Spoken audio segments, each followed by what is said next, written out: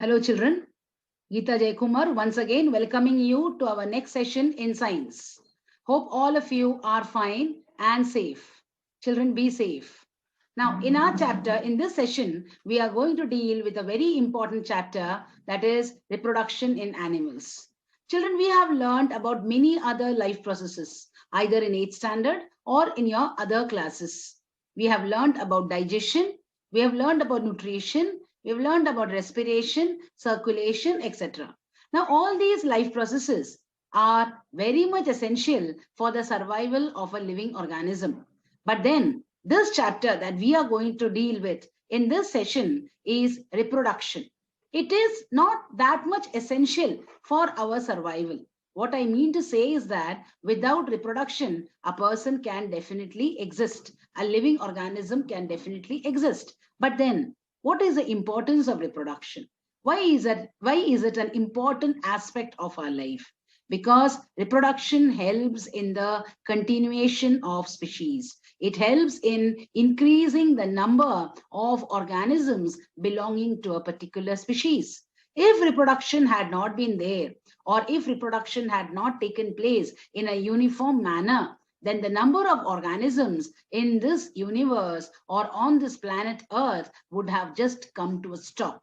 So let us study little more about the chapter reproduction. So just view the modules and understand the key concepts. So children, let us continue with the chapter on reproduction.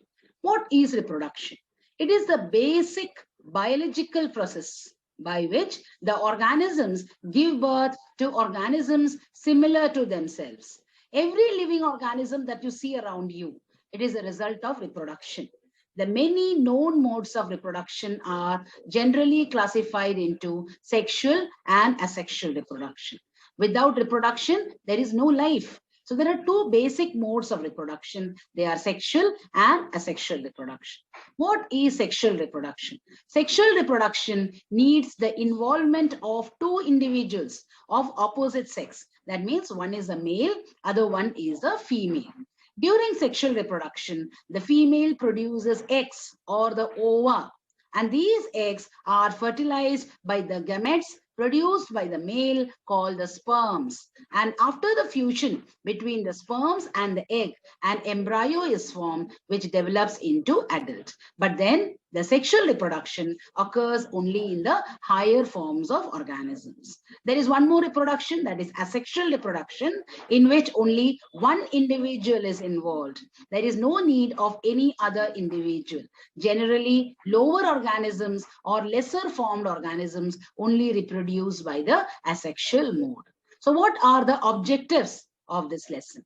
At the end of this chapter, you will be able to understand what is sexual reproduction, the importance of reproduction, the sexual reproduction, modes of reproduction in the animals, that means the sexual as well as mode of reproduction.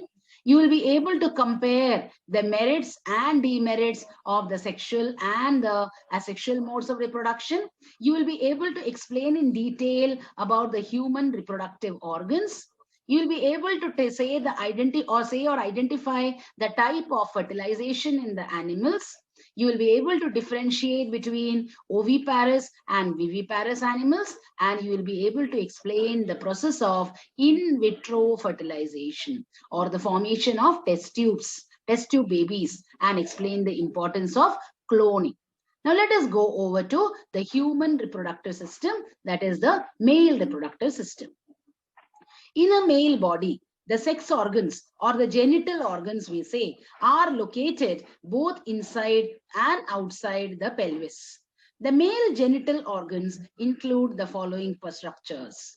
First one is the testis or the testicles. In a boy, after he attains sexual maturity, the testis produces sperm cells. They are called the male gametes. The testis also produces some hormones called testosterone.